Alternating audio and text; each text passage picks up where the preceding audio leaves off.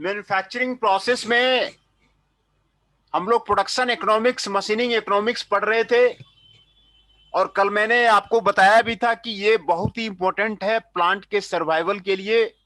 ये आपको बहुत ही इंपॉर्टेंट है। कौन कौन से कॉस्ट इन्वॉल्व होते हैं वो मैं आपको जिक्र करता हूं। मशीन टूल्स का मैंने कल आपको जिक्र किया था। Work holding devices, jigs and fixture, ये एक अलग सब्जेक्ट है जिसकी की आपको पढ़ाई होती है, अलग से पढ़ाई होती है। और जितना ज्यादा वर्क होल्डिंग डिवाइसेस जिस कंपनी में रहता है, जिग्स एंड फिक्चर रहता है, वो उतना ज्यादा सक्सेसफुल रहता है। उसमें work holding devices and jigs and fixture क्या करता है, वो ऑटोमेशन ला देता है, कंपनी को ऑटोमेट बना देता है ना। और कटिंग टूल्स का कल भी मैंने आपको बताया था कि कटिंग टूल कौन सा यूज कर रहे हैं। कटिंग टूल का कॉस्ट वो आपको मायने रखता है इंडस्ट्री में कि कटिंग टूल आपको, आपके पास कौन कौन सा कटिंग टूल है, ये आपको मायने रखता है। और दूसरा मोस्ट इंपॉर्टेंट आपको इंपॉर्टेंट फैक्टर है labour and the overhead charges. Labour and overhead charges कितना लग रहा है कंपनी में, ये मेजर काउंटेबल फैक्टर है। जो हमारा डेवलप्ड कंट्री है ना, जापान हो गया, यूके हो गया, इटली हो गया, तो वहां पर क्या है ना कि ऑटोमेशन ज्यादा है, फ्लेक्सिबल मैन्युफैक्चरिंग सिस्टम ज्यादा है ना। फ्लेक्सिबल मैन्युफैक्चरिंग सिस्टम आपको ज्यादा है, वहां पर लेबर चार्जेज कम लगता है। तो लेबर चार्जेज कम लगने की वजह से कॉस्ट का आइटम आपको घट जाता है। कॉस्ट का आइटम आपको घट गया तो आपको सस्ते में मिल जाता है और वो आपको मार्केट में आप जो है उसको कंपीटिटिव बना देते हैं। ये labour and overhead charges India में बहुत ज्यादा है। जो दिल्ली एनसीआर रीजन है ना, वो लेबर एंड ओवरहेड पे, लेबर पे डिपेंडेंट है। लेबर आएगी तो काम करेगा, मैनुअल काम होता है, सारा चीज काम होता है। तो ये लेबर एंड ओवरहेड चार्जेज आपको इंडिया में ज्यादा है। और ये लेबर एंड ओवरहेड चार्जेज आपको कॉस्ट ऑफ द आइटम को आपको काफी ज्यादा जो है आपको जो है इंक्रीज करता है।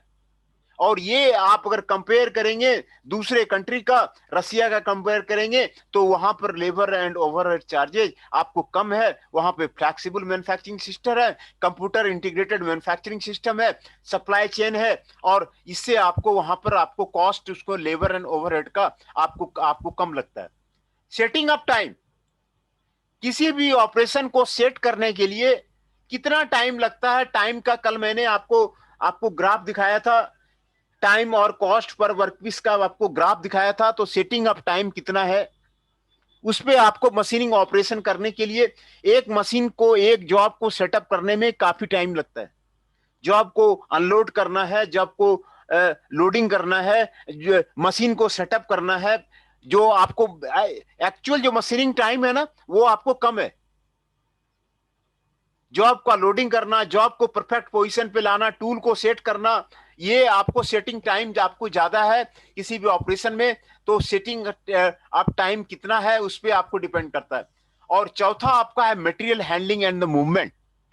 आपके प्लांट में मटेरियल जो हैंडलिंग है वो कैसे हो रहा है, आपने कौन कौन सा फोर्कलिफ्ट यूज किया हुआ है, आपने कौन कौन सा ट्रक यूज किया हुआ है, मटेरियल हैंडलिंग के लिए आपने कौन कौन सा आपने रेक्स बनाए हुए हैं। तो ये मटेरियल हैंडलिंग जो है आपको जितना ज्यादा ऑटोनोमस होगा ना, जितना ज्यादा आपको आपको ऑटोमेशन होगा, उतना कम कॉस्ट लगेगा।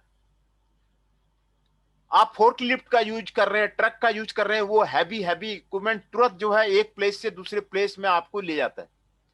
अगर आप उसका यूज नहीं कर रहे हैं, 10 आदमी मिलेगा, वो चार्जेस भी ज्यादा लेगा। और आपको मटेरियल हैंडलिंग किसी प्लांट का सेटअप करना आपको बहुत ही जो है आपको बढ़िया है। आप जहां पर आपको लगातार कोई काम हो रहा है तो आप ओवरहेड क्रेन लगा दीजिए, है ना। ओवरहेड क्रेन लगा दीजिए और जो है वो एक प्लेस से दूसरे प्लेस में आपको ले लिया जाएगा। तो मटेरियल हैंडलिंग आपके प्लांट में कितना है और उसका मूवमेंट कैसे हो रहा है, इस पे आप प्रोजेक्ट कीजिए कि आपके प्लांट में मटेरियल हैंडलिंग कैसे हो रहा है, मटेरियल हैंडलिंग में क्या आपको इंप्रूवमेंट किया जा सकता है। और एक बार आपने ओवरहेड क्रेन लगा लिया, आपने ट्रक ले लिया, तो आपको मटेरियल हैंडलिंग चार्जेज आपको बच जाएंगे प्लांट में, और जो है लेबर चार्जेज आपका रिड्यूस हो जाएगा। जहां 10 लेबर मिलके काम करता था, वहां पर सिर्फ एक आदमी आपको ओवरहेड क्रेन का बटन जो है दाबेगा और हैवी से हैवी इक्विपमेंट एक जगह से दूसरे जगह ले जाएगा। तो ये मटेरियल हैंडलिंग का जो कॉस्ट है उसको मिनिमाइज कीजिए। मटेरियल हैंडलिंग का कॉस्ट जितना ज्यादा आप मिनिमाइज करेंगे, आपको उतना ज्यादा जो है आपको जो है फायदा होगा। जो रोबोट जो काम कर रहा है ना, फ्लेक्सिबल मैन्युफैक्चरिंग सिस्टम जो काम कर रहा है ना, वो आपको मटेरियल हैंडलिंग में मेनली काम कर रहा है। लोडिंग अनलोडिंग सारा मटेरियल हैंडलिंग। आप वहां पे देखिए कि अच्छे अच्छे कंपनियों में, जो फोर्ड कंपनी है, टोयोटा है, तो उसमें मटेरियल हैंडलिंग ऑल जो जितने भी मटेरियल हैंडलिंग है वो आपको रोबोट से हो रहा है। तो ये आपको मटेरियल हैंडलिंग का कॉस्ट आपको आपको घटेगा। और पांचवा जो है, gauging for the dimensional accuracy and the surface finish, ये आपको क्वालिटी से आपको रिलेटेड है। आप कोई भी आइटम आपको जो है आप डिफेक्टिव मत बनाइए। जापान भी करता क्या है, यही करता है। वो जापान वो डिफेक्टिव आइटम प्रोड्यूस करता ही नहीं है। डिफेक्टिव आइटम प्रोड्यूस करेंगे तो डिफेक्टिव आइटम प्रोड्यूस करने से क्या होगा, एक तो कंपनी का रिपुटेशन खराब होगा, दूसरा वो कंप्लेन आएगी, तीसरा कोई भी उसको रीस्क्रैप करना पड़ेगा, फिर से आपको बनाना पड़ेगा, तो उसमें आपको कॉस्ट लग जाएंगे। तो आप सरफेस फिनिश का, डायमेंशनल एक्यूरेसी का और क्वालिटी का नंबर 1 में आपको माना जाता है कि सबसे पहले जो हमारे जो क्वालिटी गुरु है, एडवर्ड डेमिंग है, इशिकावा है ना, तगुची है, ये सारे उन्होंने कहा कि आप क्वालिटी पे ध्यान दो, क्वालिटी चेन पे ध्यान दो, आपका आपका कंपनी जो है बिल्कुल आपका इंप्रूव हो जाएगा, है ना। आप डिफेक्टिव आइटम प्रोड्यूस करिए ही नहीं कंपनी में। जितने भी आपके कंट्रोल चार्ट हैं, जितने भी क्वालिटी के टूल्स हैं, आप उसको वहां पर आप उसको यूज कीजिए। डिफेक्टिव आइटम नहीं आने चाहिए। जापान जापान इसी वजह से आपको वर्ल्ड में आपको डेवलप्ड कंट्री हो गया है, क्योंकि वो क्वालिटी आइटम प्रोड्यूस करता है। आपको वहां पर आपको कोई शिकायत नहीं है कि नहीं। तो ये आपको कॉस्ट है डायमेंशनल एक्यूरेसी का। And cutting time and the non cutting time, कितना कटिंग टाइम है, कितना नॉन कटिंग टाइम है, इसको आप टाइम को ऑप्टिमाइजेशन के लिए मैंने आपको आपको कल जो है आपको मैंने दिखाया था कि जितना ज्यादा कम टाइम लगेगा उतना ज्यादा आपको बेहतर है। टाइम का ग्राफ मैंने आपको दिखाया था। टाइम ऑप्टिमाइजेशन के लिए टाइम अगर ज्यादा आप उसमें बढ़ाएंगे तो क्या फर्क होता है, वो ग्राफ मैंने आपको दिखाया था। ये 6 पॉइंट आपको, जो आपको मशीनिंग इकोनॉमिक्स है, आपको उसको पूरा डील करता है। और मशीनिंग इकोनॉमिक्स आपको आपको प्लांट में पकड़ में आ गया तो आपका प्लांट कभी भी जो है आपको बंद नहीं होगा, कभी लॉस में नहीं जाएगा। आप हमेशा जो है प्लांट को आगे बढ़ाते जाएंगे। ये आपको बहुत ही जो है इंपॉर्टेंट है। आप इसमें प्रोजेक्ट कर सकते हैं सारी चीजों पे, और आप इसमें रिसर्च कर सकते हैं, है ना। Minimising the machining cost per piece, कैसे जो है पर पीस जो है आप इसको मिनिमाइज करेंगे। Important in the all manufacturing process to minimise the machining cost per piece. कल मैंने आपको मशीनिंग कॉस्ट पर पीस का ग्राफ दिखाया था। आप इसको मिनिमाइज कीजिए। Anyhow your strategy will be to minimise. How to minimise, आपने थोड़ा सा मिनिमाइज किया, फिर उसको हाउ टू मिनिमाइज। यही कारण है मशीनिंग कॉस्ट जो है मिनिमाइज करने के कारण बड़ी बड़ी जो मल्टीनेशनल कंपनियां हैं, है ना, आपको यूनिलीवर है, लॉरेल है, ये सारी कंपनियां आप हटा नहीं पा रहे, आप अपने कंट्री से हटा नहीं पा रहे। क्यों नहीं हटा नहीं पा रहे? उसका मशीनिंग कॉस्ट आपको कम है, उसने स्टैंडर्डाइजेशन कर रखा है। लक्स मार्केट से आप हटा ही नहीं पा रहे। कितनी कंपनियां आ गई, अंबानी ने भी लक्स बनाना शुरू किया था, गोदरेज ने भी लक्स साबुन बनाना शुरू किया था, लेकिन आपके जो यूनिलीवर कंपनी का है वो आपको इंडिया से हट ही नहीं रहा। तो मेन कारण वही है कि उसके मशीनिंग कॉस्ट उसके कम है। minimize the machining cost, minimize the item cost, minimize how to minimize the item cost and give the customer at the lowest price. This is the best strategy of the any of the company. किसी भी company का ये best strategy है कि कितने कम से कम rate में हम जो है कस्टमर को अपना आइटम देंगे। ये आपको सबसे बेस्ट स्ट्रेटजी है किसी भी कंपनी का। कैसे कॉस्ट को मिनिमाइज किया जाए, आप उस पर पहले सोचिए और उसको इंप्लीमेंट कीजिए और उसको ये कीजिए। मल्टीनेशनल कंपनी आपको यही कर रही है। दूसरा, मशीनिंग टाइम पर पीस, आप इसको बिल्कुल ऑप्टिमाइज कीजिए। कॉस्ट और द टाइम मेन फैक्टर है। जब भी कस्टमर डिमांड करता है, कस्टमर को तुरंत मिलना चाहिए। फोर्ड कंपनी आपको यही करती है, टोयोटा भी आपको यही करती है, सारा जो आपको आपको यही करती है। भाई आपको सिंगापुर में कौन सा मॉडल चाहिए गाड़ी का, तुरंत जो है फोर्ड कंपनी वही मॉडल बनाती है और सिंगापुर भेज देती है। तो टाइम जो है बड़ा फैक्टर है। कस्टमर जब मांगता है, कस्टमर को रिक्वायर करने के लिए, कस्टमर को रिटेन करने के लिए, कस्टमर सेटिस्फैक्शन के लिए आपको टाइम बहुत बड़ा फैक्टर है। तो ये आपको आपको ये चीजें आपको आपको करनी पड़ेगी। दूसरा, आपको सॉफ्टवेयर यूज करना पड़ेगा। ये जो मैं आपको बात बता रहा हूं ना, ये सारे सॉफ्टवेयर से आपको हैंडल होते हैं। सॉफ्टवेयर वो लगे होते हैं, बड़े बड़े कंपनियों में सॉफ्टवेयर लगे होते हैं। एक आदमी आया, एक्सपर्ट आया, उसने उसने डाटा डाला, तुरंत सॉफ्टवेयर से आपने डाटा निकाल लिया कि कहां पे कौन सा आइटम पड़ा हुआ है ना। ईआरपी है, कई मॉड्यूल्स उसके आते हैं। कंपनी में आप ईआरपी लगा दें, आपको आपको जो है सारा चीज आपको जानकारी मिल जाएगा कि कहां पर कौन सा आइटम है। तो ये सॉफ्टवेयर का यूज आपके कंपनी में कितना हो रहा है। अगर आप सॉफ्टवेयर कंपनी में यूज नहीं कर रहे हैं तो कंपनी को सजेशन दीजिए कि वो सॉफ्टवेयर को यूज करे। सॉफ्टवेयर से क्लियर कट आइडिया लग जाता है। कोई भी आदमी आप जो है बैठ के देख सकता है कि कहां पर जो है क्या पोजीशन हो रहा है। ये सॉफ्टवेयर जो है बहुत ज्यादा यूजफुल है। इसीलिए सॉफ्टवेयर कंपनियां काफी आपको आपको ग्रोथ में है। कंप्यूटर ब्रांच आपको काफी ग्रोथ में, क्योंकि नए नए सॉफ्टवेयर बनते जा रहे हैं और कंप्यूटर का जो डिमांड है वो आपको आपको आपको घट नहीं रहा है। कंप्यूटर इंजीनियर का आपको डिमांड बढ़ता जा रहा है ना। कंप्यूटर का जो सॉफ्टवेयर का जो आपको डेवलपमेंट है वो आपको विदेशों में ज्यादा है। वो सॉफ्टवेयर का ज्यादा यूज करते हैं, मैनुअल यूज करते ही नहीं है। दूसरा, input data must be accurate. ये जो है मेन फैक्टर है। And up to date to be reliable. आप किसी कंपनी में जाइएगा ना, आप दिल्ली एनसीआर के किसी कंपनी में चले जाइए, फरीदाबाद के बहुत सारी कंपनियां हैं, वहां चले जाइए, गुड़गांव में चले जाइए, सोनीपत में चले जाइए, गाजियाबाद में चले जाइए, कई कंपनियां हैं, वो आपको डाटा देंगे ही नहीं, एक्यूरेट डाटा देती ही नहीं है। सबसे बड़ा फॉल्ट है, डिफॉल्ट है कि वो एक्यूरेट डाटा मिलना ही मुश्किल है। आपको कोई नहीं देगा एक्यूरेट डाटा, आपको कोई नहीं देगा, एंड रिलायबल डाटा आपको कोई नहीं देगा। लेकिन जो अगर आप काम करना चाह रहे हैं तो आपको एक्यूरेट डाटा चाहिए, रिलायबल डाटा चाहिए। तो सबसे जो यहाँ की जो स्मॉल स्केल इंडस्ट्री है ना, उसका फेल होने का कारण यही है, वो एक्यूरेट डाटा देती ही नहीं है, वो रिसर्च R&D करती ही नहीं है, वो किसी तरह का प्रोजेक्ट जो है करना ही नहीं चाह रहा, रिलायबल डाटा देता ही नहीं है। ये मेन जो है ड्रॉबैक है आपको इंडियन एसएमई का, है ना। जापान में आपको जस्ट इन टाइम आपको सक्सेसफुल है, लेकिन इंडिया में सक्सेसफुल नहीं है।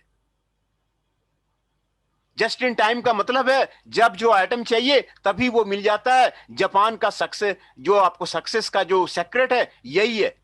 कई कंपनियों ने इंडिया में जेआईटी लगा दिया, यहां पर सक्सेस नहीं है, वो डाटा देते ही नहीं है, रॉन्ग डाटा देते हैं। आप डाटा मांगोगे भी तो वो रॉन्ग डाटा बताते हैं वो। तो ये जो है मेन कारण है आपको किसी काम करने का। We so here the simple और popular method of the turning operation के बारे में आपको यहाँ पे बताया जा रहा है ना। Total machining cost, total machining cost per piece in the turning, ये आपको यहां पर बताया गया है। 4 एलिमेंट यहां कंपोनेंट आपको दिखाए गए हैं। CM is the machining cost, CS is the cost of setting for the machining including the mounting the cutter, setting of the fixture, preparing the machine tool for the operation. Turning operation के बारे में आपको यहां पर आपको बताया जा रहा है। CS is the cost of the setting up for the machining, including the mounting the cutter, setting of fixture, and preparing the machine tool for the operation. CL is the cost of the loading, unloading, and the machine handling. है ना, 4 component में आपको divide किया गया है। Cost of the loading, unloading, and the machine handling. And CT is the tooling cost. often only about the 5% of the total cutting operation. Consequently, using the least expensive tool is not always effective of the reducing the machine process. ये चार component हैं आपको total cost per piece का. CM is the machining cost, CS is the cost of the setting cost, CL is the cost of the loading, unloading and the machine handling, and seating is the tooling cost. ये चार cost है आपको total cost per piece निकालने का. तो इसको पहले आप कंपनी में इंप्लीमेंट कीजिए. Cost is the major factor. कोई भी कंपनी बंद हो रही है ना, ये जो कॉस्ट के वजह से ही हो रहा है कि आप उसको कॉस्ट को मैनेज नहीं कर पा रहे हैं, आप प्रॉफिट नहीं ले पा रहे हैं मार्केट से, कंपनियां लॉस में जा रही है. सारे इंडियन एसएमई के साथ में आपको यही हो रहा है. जितने भी इंडियन एसएमई है वो कॉस्ट को जो है कैसे करना है वो आपको कर नहीं पा रही है. ये आपको कॉस्ट, ये चार एलिमेंट आपको यहाँ पे दिखाया गया. मशीनिंग कॉस्ट पर पीस आपको यहाँ पे बताया गया. Machining time per piece in the bracket, labour cost of the production personal per hour plus the burden rate, overhead charges including the depreciation, maintenance and the indirect labor. Labour charges India में ज्यादा लगता है. दूसरे जो developed country है, मैं कई बार बताया कि लेबर कॉस्ट वहां पे नहीं है. वहां पे एफएमएस सिस्टम है. आप रात में सारा रॉ मटेरियल ला के रख दीजिए, रोबोट वहां लगा हुआ है, रोबोट मटेरियल को उठाएगा, लोडिंग करेगा, अनलोडिंग करेगा. एक स्टेशन से दूसरे स्टेशन पे रोबोट आर्म लगा हुआ है, वो आपको वहां पे पहुंचा देगा. आप सुबह आइए, आपको फाइनल प्रोडक्ट आपको मिल जाएगा. लेबर कॉस्ट वहां पे नहीं है.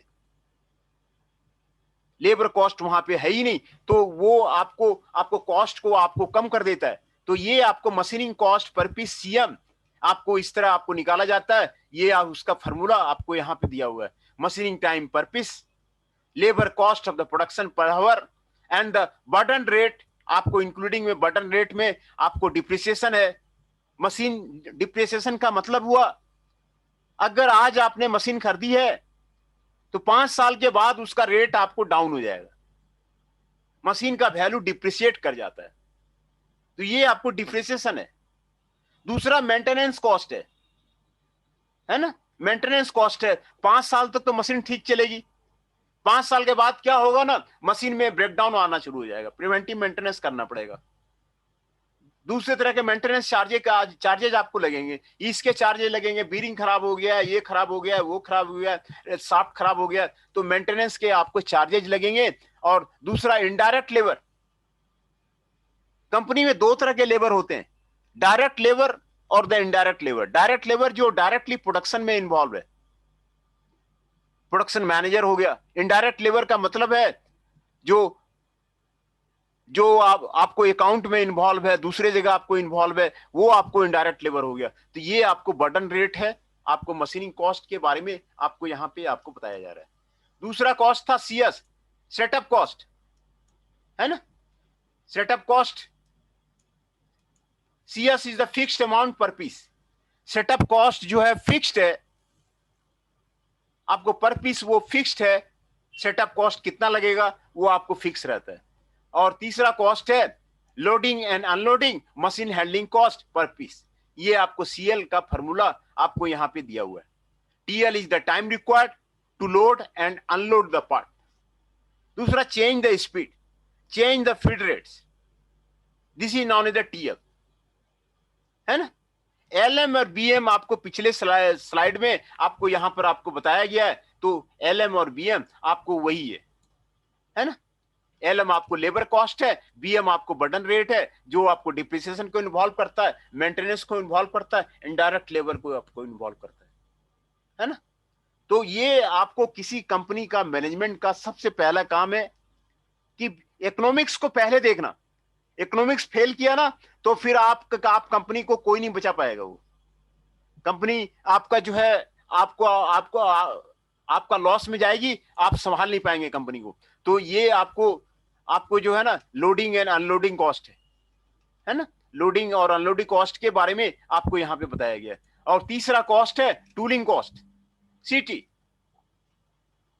सीटी is the tooling cost.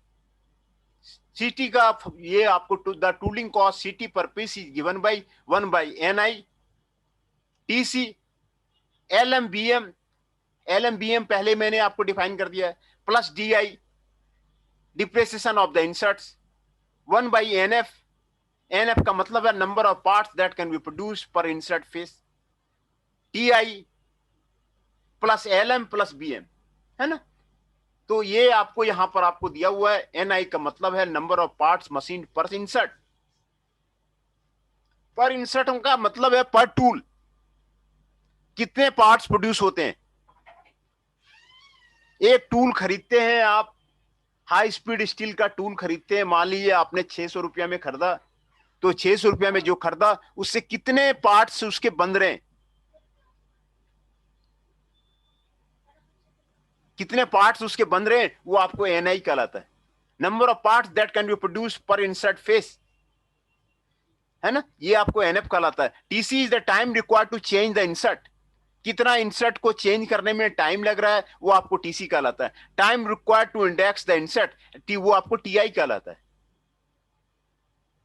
Index तो इंसर्ट करने के लिए जो टाइम लगता है वो आपको आपको टीआई कहलाता है, और डीआई जो है डिप्रिसिएशन ऑफ द इंसर्ट है ना, ये आपको depreciation of the insert in the dollar है। तो ये आपको टूलिंग कॉस्ट है, जो आपको यहां पर आपको टूलिंग कॉस्ट आपको यहां पर आपको बताया जा रहा है ना, ये आपको टूलिंग कॉस्ट आपको यहां पर आपको बताया जा रहा है। और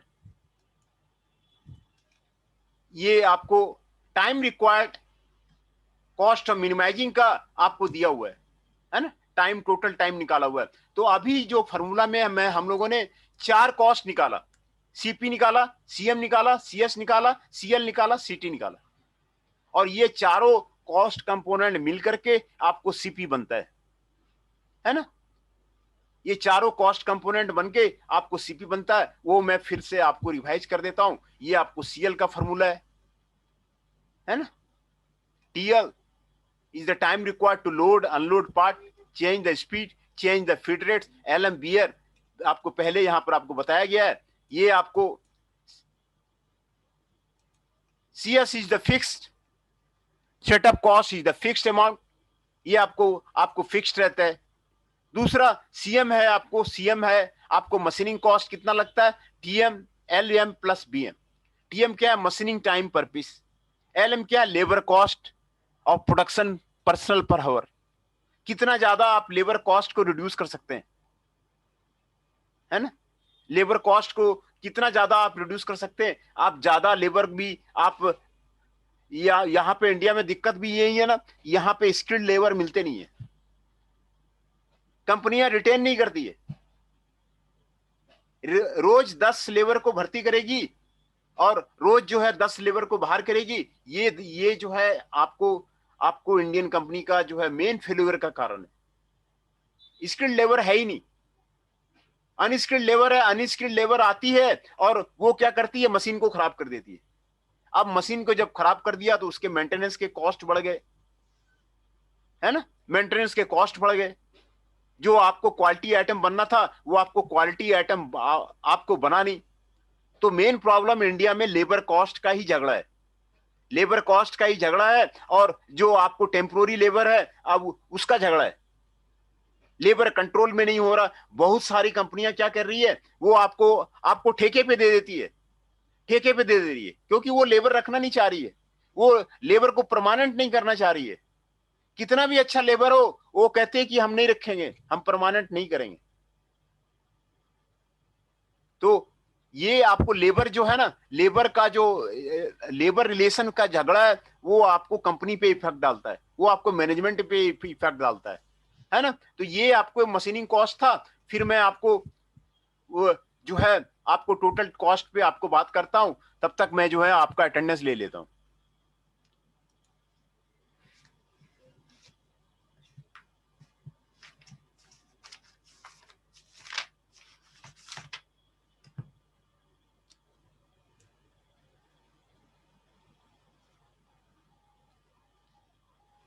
Shubham Kumar Rana ji 31 is present.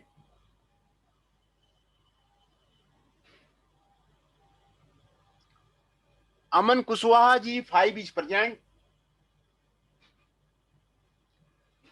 Aman Singh ji 6 is present, Chanchal Kaushik ji 13 is present,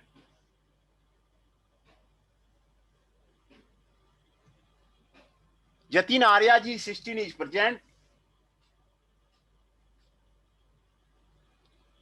Mohit Adana ji 21 is present, Tushar Kanojia ji 32 is present,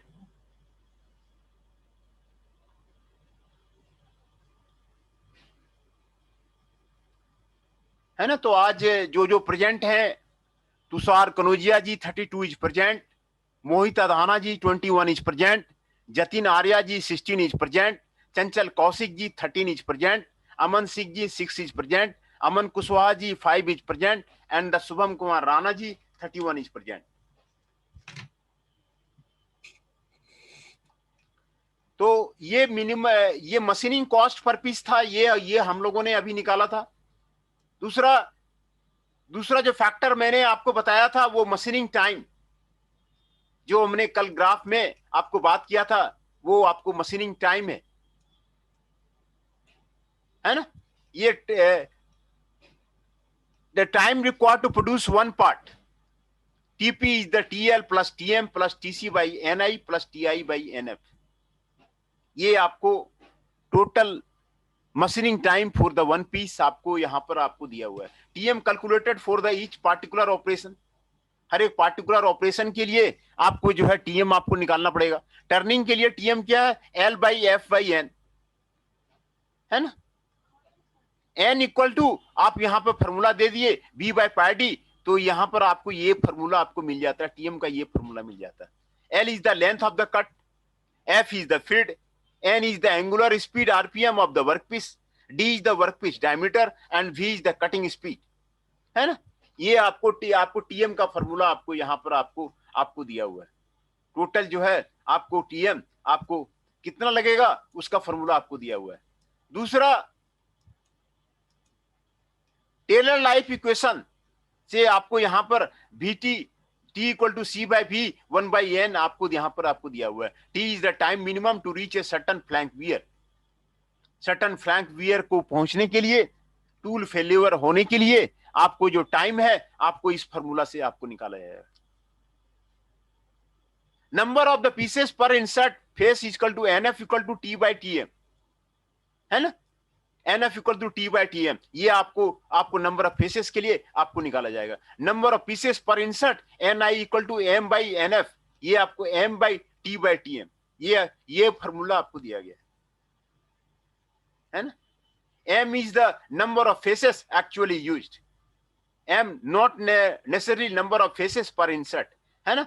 तो combining T and T M in the N I equal to M F C 1 by M pi D L भी, ये आपको एन आई का फॉर्मूला आपको यहां पर आपको दे दिया गया है ना। एन आई का फॉर्मूला आपको यहां पर आपको दिया हुआ है ना। एन आई का फॉर्मूला ये आपको यहां पर आपको दिया हुआ है। सारे फॉर्मूला को आप आसानी से आप उसको समझ लीजिए। दूसरा, cost minimising machining cost per piece, आपने सीपी निकाला, सीपी को मिनिमम कॉस्ट निकालने के लिए विथ रेस्पेक्ट टू भी आप इसको डिफरेंशिएट कर दीजिए और सेट इक्वल टू 0, ये डिफरेंशियल इक्वेशन है। मैथमेटिक्स देखिए आपको स्ट्रांग होना चाहिए। ये डिफरेंशियल इक्वेशन है, डिफरेंशियल इक्वेशन से मैक्सिमा मिनिमा निकाला जाता है। आप इंजीनियरिंग मैथमेटिक्स में आपने पढ़ा होगा, नहीं पढ़ा होगा तो जो है आप उसको थोड़ा ध्यान दीजिए कि ये जो मैं आपको बता रहा हूं dy by D X equal to 0, y equation लिखा हुआ है और x जो है, y जो है डिपेंडेंट वेरिएबल है और x जो है आपका इंडिपेंडेंट वेरिएबल है, dy by D X that equal to 0, ये मैक्सिमम और मिनिमम का कंडीशन है ना। तो आपको ऑप्टिमम भी का मैंने ग्राफ में मैंने आपको बताया हुआ था कि ऑप्टिमम भी निकालना है, ऑप्टिमम टी निकालना है। देखिए आपको टी ये निकालना है, ऑप्टिमम टी ग्राफ में मैंने आपको कल बिल्कुल बताया हुआ था कि V0 का आपको निकालना है, T0 आपको निकालना है ना। V0 और T0 आपको जो है यहाँ पे आपको निकालना है।